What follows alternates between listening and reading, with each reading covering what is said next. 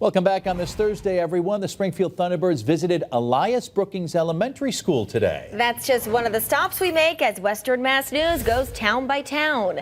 The reason for the visit was to award Brookings Elementary with a Game Changer Award, and students also got to watch a mini hockey game between Boomer and the school's mascot, Brookings the Husky.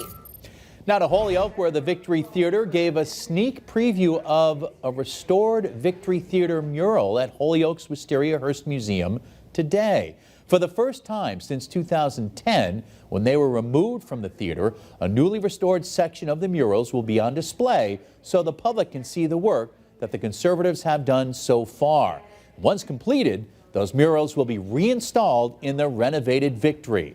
The mural section at Wisteria Hearst will be on view in a year-long exhibition as part of Holyoke's 150th anniversary celebration.